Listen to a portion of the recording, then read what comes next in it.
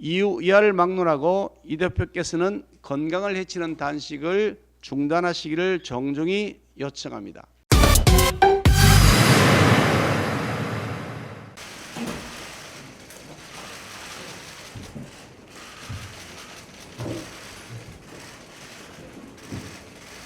북러 정상회담과 관련해서 말씀드리겠습니다.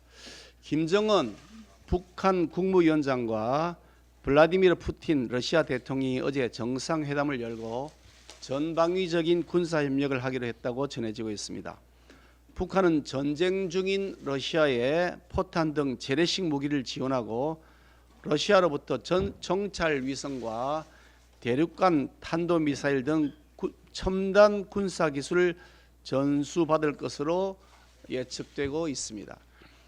국제사회의 가장 위험한 인물로 꼽히고 있는 두 지도자가 대놓고 악마의 거래를 자행하는 행태에 세계의 비판이 쏟아지고 있습니다.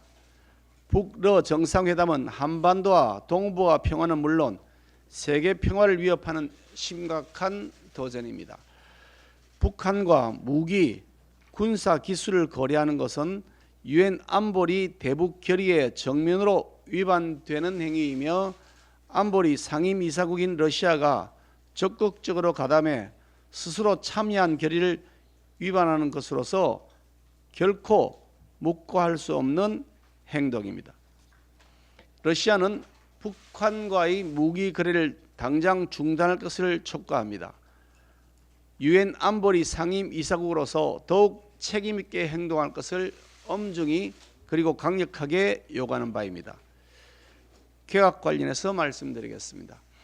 어제 2차 개각이 있었습니다. 대통령 취임 후 1년 반 정도 지난 시점에 전문성, 업무 수행력, 정무적 리더십으로서 국정 철학을 보다 단단히 다지면서 국민 눈높이에 맞게 현안을 챙기기 위해 단행된 적절한 인사라고 봅니다.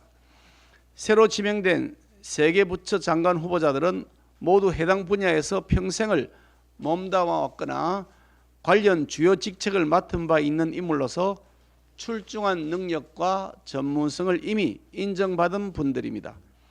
이종섭 국방부 장관의 사의 표명을 두고 민주당은 자신들이 탄핵을 추진하니 꼬리 자르기 사태를 만든 것이라고 언성을 높이고 있습니다. 민주당은 자신들이 하고자 하는 국정 발목 잡기 탄핵 소추가 관철되어 대한민국의 안보 공백이 초래됐어야 마땅한데 그렇게 되지 못한 것이 매우 아쉽다는 듯한 반응을 보이고 있습니다. 민주당이 거대 의석을 흉기로 악용하여 국민의 생명과 재산을 지키는 행안부 장관에 대해 헌정사상 초유의 엉터리 탄핵을 추진해 반년 가까이 행정을 마비시키는 바람에 수해 예방 안전행정조차 못하게 가로막은 바가 있었습니다. 그래 놓고서도 반성은커녕 한술 더 떠 대한민국의 안보 수장에 대하여도 그런 발목 잡기를 하려다가 막상 국방부 장관이 사퇴를 표명하고 신임 장관 후보자가 지명되자 명분도 없는 특검을 하자고 주장하고 있습니다. 해임, 탄핵, 특검 이런 것이 거대 야당 민주당의 전매 특허가 되어버렸습니다.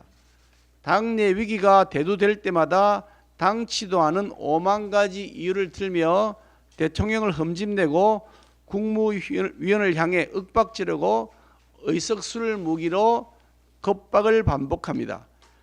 과거 다소 다른 의견이 있더라도 국정 운영의 동반자로서 건실한 역할을 했던 전통적 야당의 모습은 보이지 않고 국정 운영의 방해자 노릇에만 급급하고 있습니다.